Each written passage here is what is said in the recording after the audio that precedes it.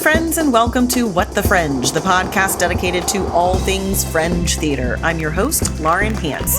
Each week, I visit with a Fringe artist to hear all about their endeavors and gain insight into their process. This week, I'm visiting with Ingrid Garner of Eleanor's Story and her newest show, A Hollywood Horror Story. Long before Elvira, Vampira titillated and terrified 1950s TV viewers. Delivered as an episode of The Vampira Show, Ingrid Garner resurrects this forgotten legend and the mercurial life of her creator, Malia Narimi, in an electrifying multimedia performance.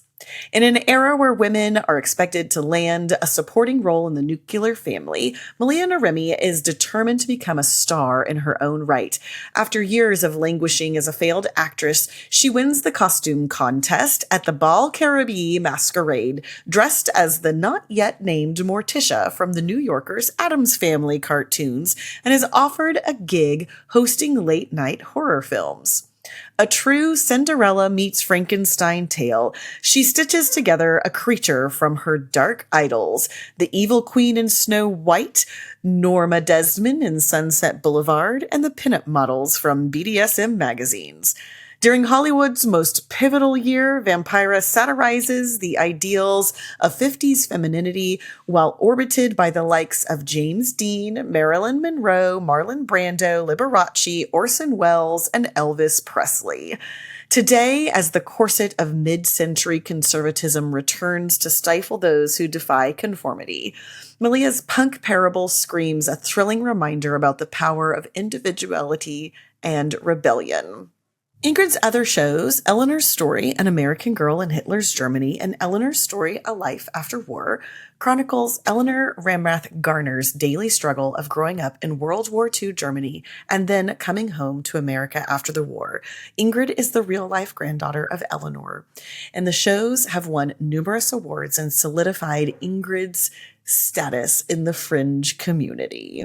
No one said anything to me, but I do feel like potentially people may have judged me for bringing the same show back, but it was selling out every time. So my take on it is like, if it's doing well, if people like seeing it, bringing it back a second year, like some people were coming back, they were bringing new friends. People do like the ritual of seeing and sharing the shows that they really loved with other people. I have deep respect for people who create new shows. I can't even believe. This is why it took me 10 years to make the current show I'm doing, A Hollywood Horror Story. Now that things are kind of waning, that's when I felt compelled to make a new show. And also just for my psyche, to have a more fun show to do. Ingrid Garner is an 18-time award-winning theater maker based in Los Angeles. For over decades, she has toured the international Fringe theater circuit across Australia, UK, US, and Canada with Eleanor's Story, an adaptation of her grandmother's acclaimed World War II memoir. The performance has earned Best Theater accolades at the world's 5 largest theater festivals and has received a wealth of 5-star reviews. When not on the road, she works in Arts Orange County's jail program, teaching creative writing to transitional-aged youth, women, and incarcerated military veterans. She also serves as an on-screen correspondent for the award-winning news, culture, and lifestyle website Halloween Every Night. Ingrid, welcome to What the Fringe! What the Fringe? Thank you so much for having me. What the Fringe? What the Fringe? What? Why haven't you been on here before? Thanks for finally making it happen. Yeah, I'm so excited. So we got connected because we've been at a few Fringes together and I've met you. We've hung out like a few times like with other artists, but I don't know if we've really had a chance to sit down and visit. And so I was just super excited to have you on the podcast. And last year you were nominated for Best of Fringe Award Drama from What the Fringe. Thank you very much. Thank you. So bringing you on the program finally. But yeah, just so excited to have you here. Well, let's start off just talking about your journey as an artist. I always like to ask, like, did you grow up in the arts? Did you know the arts was something that you wanted to do when you were little? Or how did you fall into theater as a career? Well, I did grow up in an artistic family. Everyone in my family kind of does something creative, but not as their day job. They're kind of like secret or shadow artists. So like My mom was a clown and a mime in the 70s, but it was a Spanish teacher most of her life, but always kind of brought circus into everything. We started the circus club at my high school. She kind of every decade picks up a new thing. So she now plays accordion and sings in a Balkan folk chorus. My dad is a solar engineer or something, but he plays fiddle. He's also very into folk music. My sister's a stand-up comedian and DIY genius with home decor. But I was going to be a sheep farmer originally. That's what I went to school.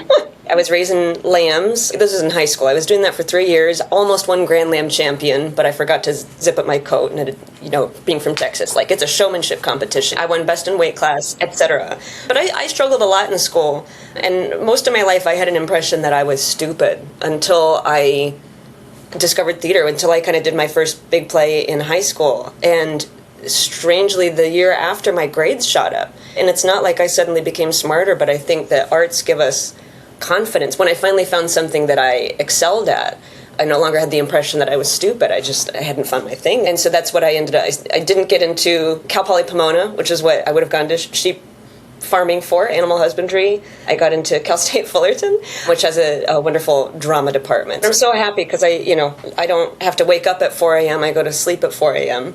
and I can go wherever I want, and I wouldn't have been able to do that if I was tied to a farm. But I still love animals, and I love whenever I go around the world, and if the person I'm staying with has a pet, that's how I get my animal time in. That was my journey to getting here. That's funny. Second place did not get you into that college because you didn't zip your jacket, and now the trajectory of your life is completely different. That's really cool. That's cool. I know, I think a lot of people don't think of California as being like a farming state, but it's huge. 80% of the country. We have an excellent climate for growing things. Yeah. That's super fun.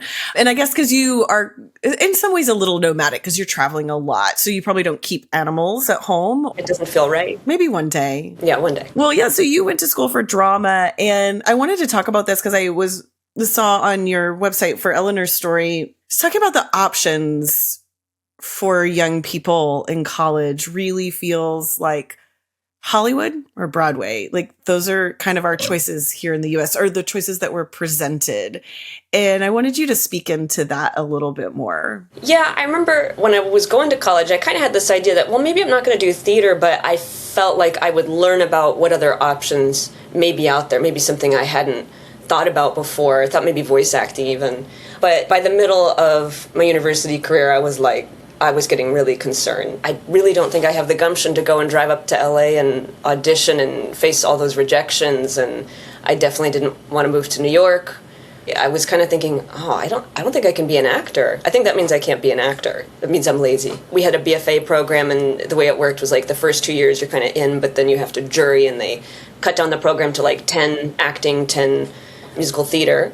I was in this kind of crisis, but the summer before I had gone to the Winnipeg Fringe, and I fell in love. Like, I had no idea about this sort of deal. I just went as an attendee, and I just fell in love with all these deeply personal pieces of work. And I remember thinking in college, I was just what's considered contemporary plays, like it's all the same shows by the same old white men, and I loved seeing like these more personal, unique, and different, stretching the boundaries of what theater can be. It was like so punk rock, and I was like, this is what I want to do. This is the path I see for myself. But I was like 21, and I knew, I was like, no one's going to be interested in my own story. I don't have a life that, anyone's, going to want to hear about.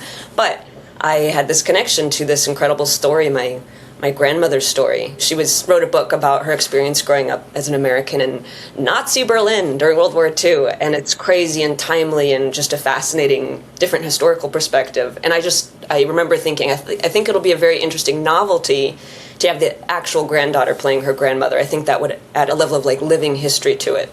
So I basically asked not to be considered for the BFA, which was very controversial at the time.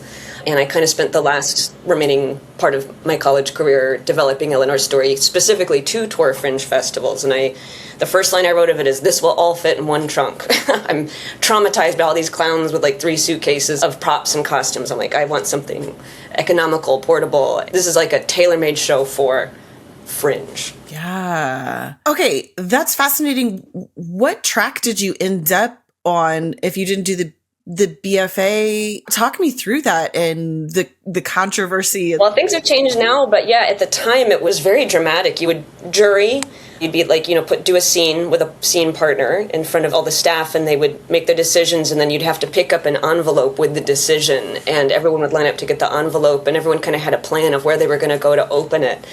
And it was very intense because there was this culture, this impression that if you didn't get into the BFA, they're just like, okay, well, you're not an actor then. Like, you can go in directing, you can go in playwriting, but that path is now gone for you, the ability to be an actor. And I remember thinking, that's so awful. And also, once I kind of found out the next 2 years was going to be being yelled at by a Russian woman, that wasn't too appetizing to me either. So it was kind of became an easy decision for me, but everyone tried to convince me that I was wrong, that they wanted me for the program, that I had a unique take and I had good work ethic. But I was just like, yeah, but I just really don't want to have an ego death right now. Like, I feel like I have a story to tell. And so, yeah, despite everyone's urging me not to, I asked not to be considered. I didn't tell my scene partner. I still went on and did the jury, and I didn't tell my scene partner that I had asked not to be considered. And so she was so nervous, and we actually, in our scene, she forgot lines, and you only get 3 minutes, and it was so scary. And we ended up like accidentally going back to the beginning of the scene, and afterwards she was so distressed because there's so much emphasis put on this, and she's like, I'm so sorry. And I'm like, no, don't worry, I asked not to be considered. Since then, I feel like after that happened, I don't know if it's correlated with me, but everyone stopped wanting to jury, and the program actually kind of suffered. One of my old professors created a new BFA called the Devised Theater BFA, in part inspired by the alternate paths that I took, and now that's a really successful BFA. And I would have loved that. I had no idea such a thing existed, but the whole BFA is now about creating new theater, creating new work. That is fascinating. Everything you just said, like, my program was not like that. I went to a smaller liberal arts school, but what pressure, and that people, based on 2 years of your life, say what you get to do and what you don't get to do, which is not the industry. And what are we setting up for people to say, this is how it is. You have to be yelled at. You have to be this. You have to have this.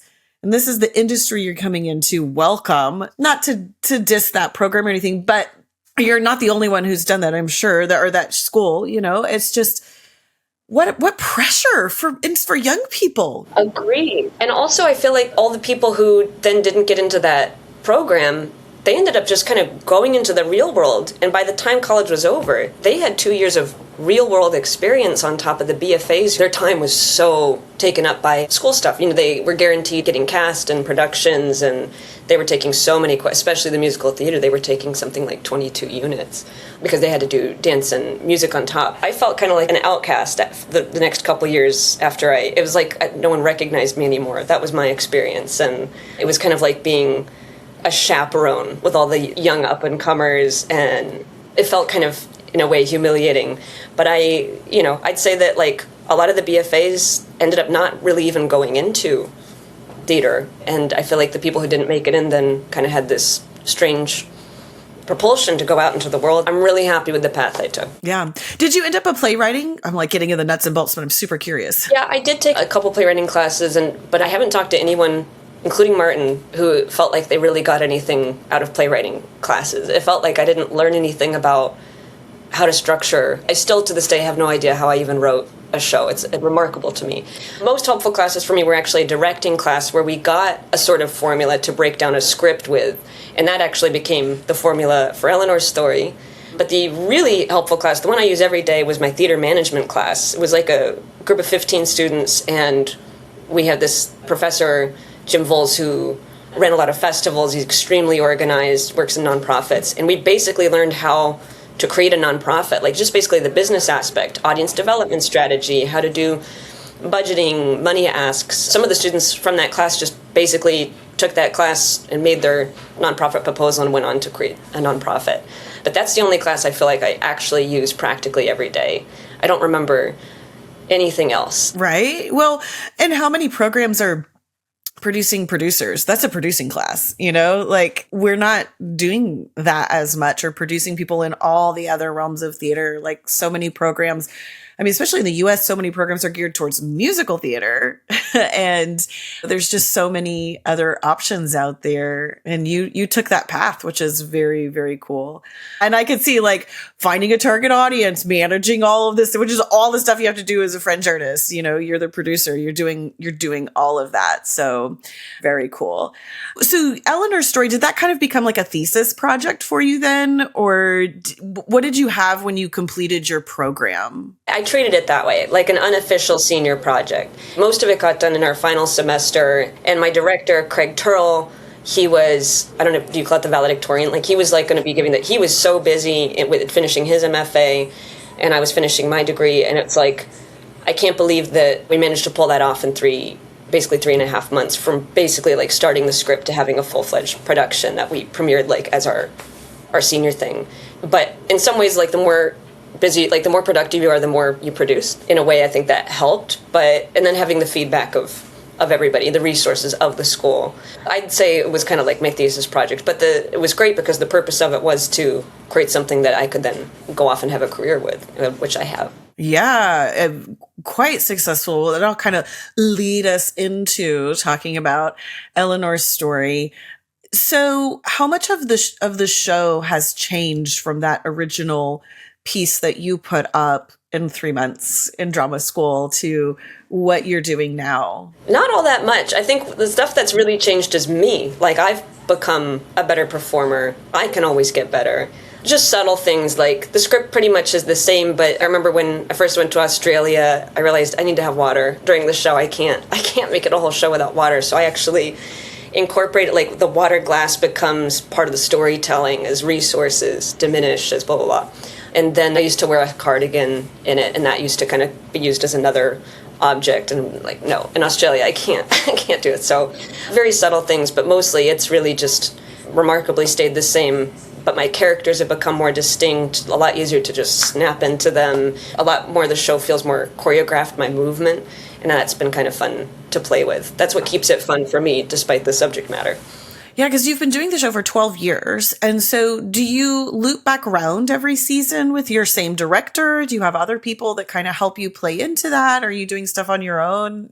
Who's helping you with this? It's all on my own. I used to have like producers sometimes when I'd go to Australia, very nice people who believed in the story and was willing to help me. I struggle on my own. But yeah, really one-woman show in every sense of the word. Yeah, that's wonderful. And then when you develop, so you've got Eleanor's story, American Girl in Hitler's Germany, and then Eleanor's story, Life After War. So when did the second one come into the picture? What inspired you to be like, I have got to write a second part? There's more to Grandmother's story. So it premiered in 2018, at the beginning of 2018, and I wanted to make the sequel because the first show had done so well, and people after the show were always so curious what happened next. What is the experience of coming back to America after surviving 7 years of this war, and how do people react to her? How is it different? How did she navigate that? And for me, like, I was always fascinated that my grandmother even says in the book, the year after the war was the darkest of her life. And I think a lot of people can relate to, like, when you're surviving something, you're kind of just in this mode. And then when a traumatic event is done, that's when you start to process, and it becomes you start to grieve the things that you lost or the child had lost. And I just thought that was very interesting to examine. People would be interested in that. And I had to cut so much stuff, a 7-year war to fit, this whole war story into 1 hour, a 7-year war into 1 hour. So I knew there was other stories that would be so interesting to people. So this was a great way to demonstrate how PTSD works. It only takes place like the year after the war. But PTSD gets used as a theatrical device to flash back to other moments from the war, so we get to see more things, more context, and then get snapped back into the present, which is what a lot of people express they experience, like being trapped between these two worlds, constantly pulled back and forth. You're trying to move forward. You're like, okay, I survived it. Let's go back to normal. Let's go back to the way it was, and you just can't because it keeps pulling you back.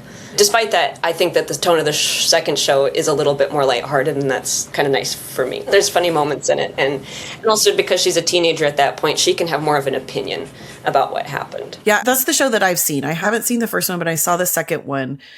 And I remember talking to you, you're like, oh, you need to see the first one. It's so good. But I absolutely loved the second one. It's very well crafted, as you were saying.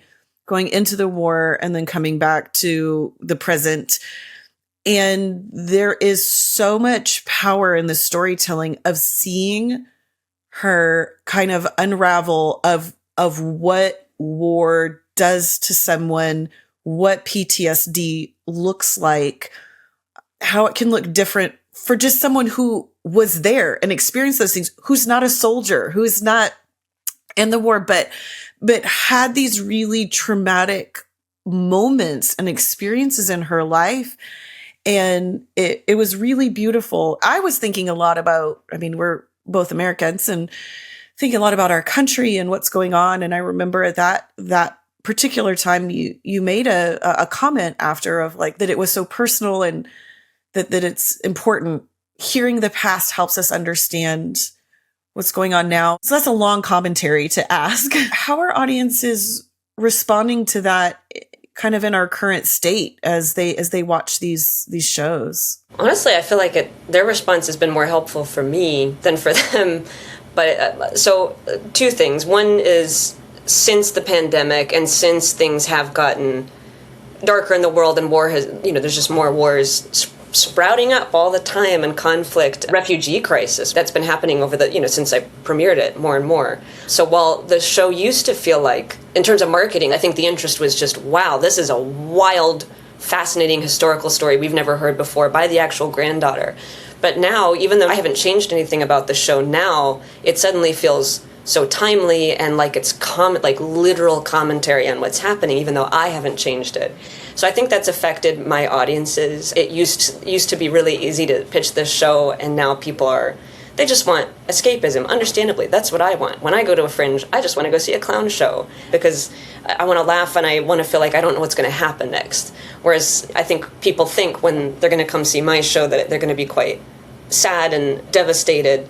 And while there are heavy things in it, I think that even a heavy show can be entertaining. I hope my show is very entertaining. I think it's fun to see one person try to pull off playing 15 characters and doing these snap character transitions. And in my original show, I have projections, so it feels very cinematic. And I love playing with the imagination and repurposing objects. So that's one thing. I think it's been a lot harder for me post-pandemic with this administration.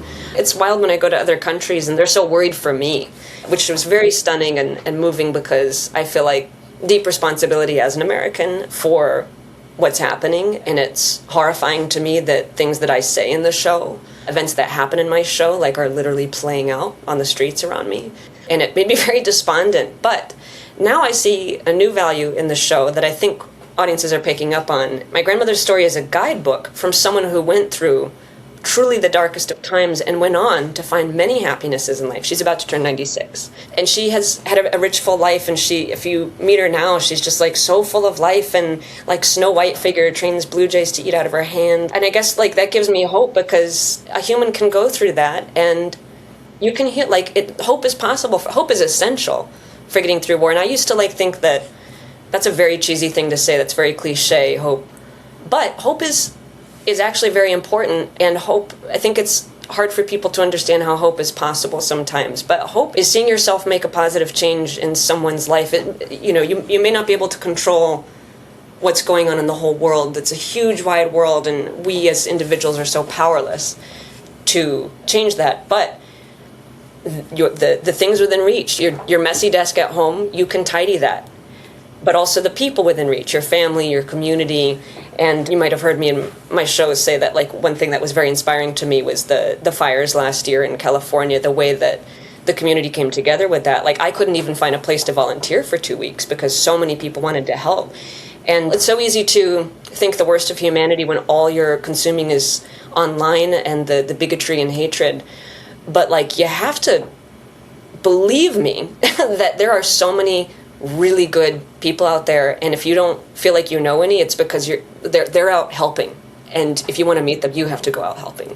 So that's been the big message for me. My grandmother said that the thing that got her through the war, the thing that brought her hope, was throwing herself into caring for her young siblings who were born during the war. She couldn't change the world around her, but she could always make their lives better, make them laugh, make them feel loved, and that's what we can do. And it's good to do, of course. It helps the person you're helping, but really it's good for you and your mental health. It reminds you that you exist and that you make a difference. And that's very important for sustaining these times. And we will get through this. Yeah, that's really beautifully said and vitally important to this moment in history in our lives. I want to talk about the longevity of your show. So there's different strategies that, Fringe artists have of, some people make a new show every year and they go to the same festivals or they bring the same show kind of year after year. And you've been doing your shows for 12 years. I think when I saw you in Edmonton, you might have made one comment. You were like, I don't know if I want to keep doing this for 10 more years. Like, kind of just give me a peek behind the curtain of the longevity of like the pros and cons of doing the same show over and over, taking it to the same cities over and over. What can people learn from you about that? Yeah, no one said anything to me, but I do feel like potentially people may have judged me for bringing the same show back, but it was selling out every time. So my take on it is like, if it's doing well, if people like seeing it, bringing it back a second year, like some people were coming back, they were bringing new friends.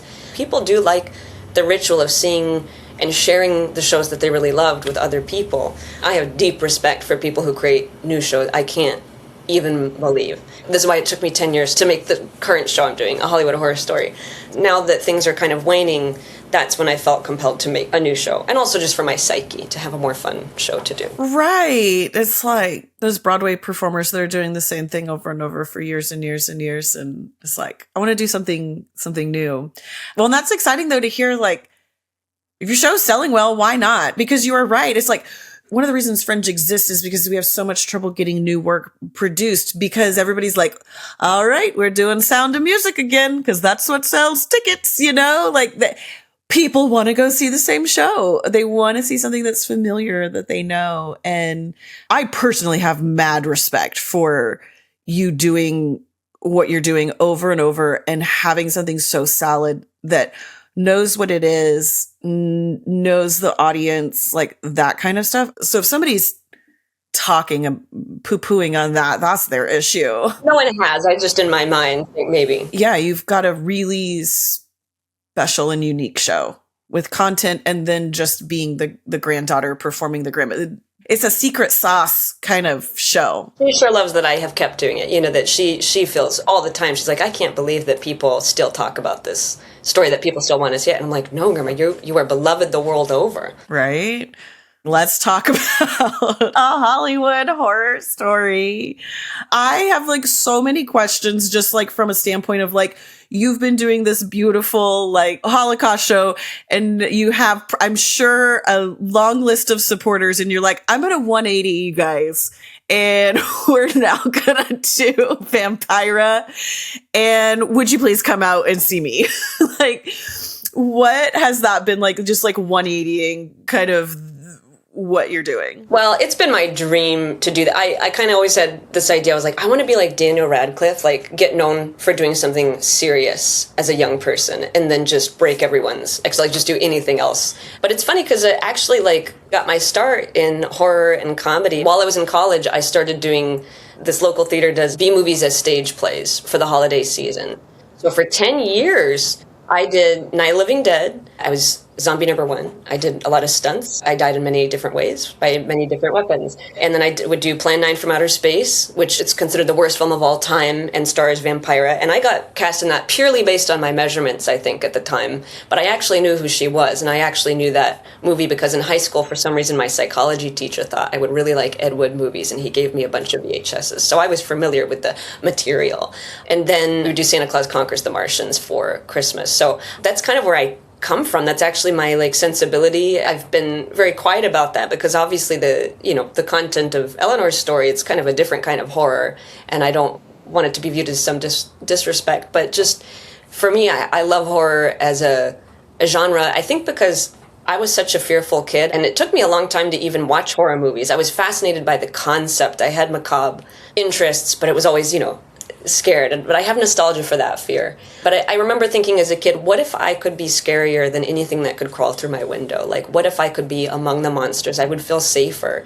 And I think for a lot of people, that do like scare acting like I used to do, or involved in this world. Like, I think there's something about the power of being othered, feeling other, and then just embracing that. And for me, that's what Vampira represents. So I've been wanting to make this show, I'd say literally for 10 years now. Finally was able to pull it out because of the support of other artists, because they know me and they know that this is like in my heart what I would love to do. But that said, I think that maybe my Eleanor story audience may think, ooh, a horror, I don't want to, punk, I don't want to see that. But actually, like, it's a very broad audience, but part of it is the baby boomers who made up most of my Eleanor story audience. Like, you are going to hear about the celebrities that you grew up loving and knowing about. James Dean, Marilyn Monroe, Marlon Brando, Orson Welles, Mae West, Bela Lugosi. Like, you get to see these celebrities that we've only really seen on screen and get to know what they're like off camera. To me, the story of Vampira, people don't know who she is now, but she was sort of 1954 to 1955, the epicenter of culture. And it's remarkable people don't really know who she is now, because she knew everybody. Got Marilyn Monroe some of her very first gigs, longtime lover of Marlon Brando's, had a secret child with Orson Welles. She was like it. She was the it ghoul. And I think you get to know these people, these fringe characters, through her. Like, you may know Bela Lugosi, but did you know that he was afraid of driving and had to roller skate everywhere? It's like kind of a gossip-packed story that deserves to be told. Anyway, I think the boomers will love it too. That's fascinating. And there's the common thread of you're telling a person's story, right? I know another performer, she sings. And so she plays a lot. She's done Maria Callas. She's done Jenny Lind. So she's kind of made a niche for herself, if you will, of playing singers and, and doing that. So there's like a thread, right? Of like, you played your grandmother and now you're playing somebody else from history and walking down, memory lane. I think that's really cool. So what kind of research did you do for Vampira? Obviously, you've been breathing and living this kind of genre for years, but what else went into creating? Well, it was very hard because not a reliable narrator. One thing that I always think is the fascination of Hollywood, for all its flaws and for as much as Hollywood is kind of the B-movie villain in my story. The one nice thing about Hollywood is it really doesn't care where you come from. And so it allows so many people to come and invent a new persona and backstory and self-mythologize. Everyone's kind of creating their own backstory and mythology. That made it very difficult because it's very hard to nail down facts about her. She's thankfully given many interviews, and that's been a huge source for the show, but she will sometimes tell the same story and have a completely different ending. Almost like she's been workshopping her memoir her whole life and never just got around to finishing it, which is a shame because boy, does she have a way with words. She's such a wordsmith and fascinating figure. So the interviews, there's a really great documentary called Vampira and Me, which I think is it's free on Tubi right now, with a lot of interviews with her, in her Norma Desmond era. After she was canceled, she became a very impoverished person and definitely lived that artist life. And Dana Gould, the writer on The Simpsons, who became a very close friend of her at the end of her life, described her aesthetic as royalty in exile. So she would kind of do these Norma Desmond head wraps and very interesting alien looks and jewelry, sort of like Little Edie in Grey Gardens, and she had a sense of humor about that. She kind of knew that. She's like, I was kind of inspired by Norma Desmond, and now I am Norma Desmond. That's a great one. There's also a great book called Dark Goddess of Horror, and that really puts her into context, all the things that came before her and all the things that she influenced later. There is a lot out there, but just nailing down facts, I had to really put down a timeline and as much as I could corroborate. The story is about as truthful as can possibly make a story about her. Well, I guess it can give you the liberty to make stuff up. I mean, you wouldn't do that as a biography of somebody, but that's really fun. So you've had a few shows here and there. This is kind of your first season bringing it out. How are people responding? It really feels like something. It's such a different feeling than doing Eleanor's story, because people, after Eleanor's story, people are emotional and very appreciative of my grandmother's work. But with this, it feels like people are crying for a different reason. They're not crying because they're sad. They feel seen and inspired and activated to go and terrorize normalcy, which is what I say in the show. The show is, in a strange way, also very timely, even though it's set in the 1950s, because of the return of mid-century conservatism right now in our country. I kind of make her this figure, kind of give the purpose of her life that she felt so alien in post-war America and looked so strangely upon the earth, like the way that humans behave, she found so confounding. And she wants to free us of this, like, the conformity, the confinement of conformity. Kind of by the end of her life, she becomes this strange sort of Jesus figure that had a very tragic life, had many hardships, but also that we could be the misfits that we are. She delivered a world where we could exist. And so the encouragement I try to give people afterwards is the best way to honor her is by being unapologetically individual. And that is the threat to fascism, by the way. For some reason, fascism is very threatened by self-expression. So I want her to connect her with her fans in a way that lets them know, like, I see you, I accept you, and you are honoring me by looking terrifying. Like, if people are afraid of you, then go scare them. Don't shy away, don't be put into a box. Like, go and do it more. And she gave us the freedom to do that. That is so cool. I am super excited about this show, especially hearing all of that background, which we never get to put in press releases. We never get to put in our show descriptions, which is why this podcast exists. It's like to go in depth and talk about that. Like, it's insane. You've been working on it for 10 years. And it's beautiful. Well, in my head, actually putting pen to paper was really like a month. Well, but that's the work of the artist, right? It's been in your head for 10 years. You're thinking about it off and on, which then allows you, once you get pen to paper, type to screen, it's a lot easier to pop it out because you've been marinating on it. There's scenes up in there, right? You kind of know where you're going. So that's a really, really exciting. I could talk more about it, but we're running out of time. Well, then we'll get to our last question, unfortunately. Tell us a story. You've been doing Fringe for a very long time. What is a really fun, interesting, awkward, heartwarming Fringe interaction that you've had when you've been on the road? Two come to mind, which I'll just kind of say. When I was in Perth, Australia, I was staying at a hostel in a 4-bedroom, and it was all men besides me. And the only other Fringe performer was this, like, blockhead, like, nails in their face and stuff. And every night he would come in at 4 a.m., burst through the door, let it slam. He would be pacing back and forth next to our beds in the dark, making, like, this noise. And I remember walking past his bed, and there was, like, in the shadows in the back, there was this, like, life-size cloth doll covered in a red substance. And I was like, that's strange. And then I found out later that part of his act was bloodletting. He would, like, take a syringe and bloodlet on stage, and that was what was on the doll.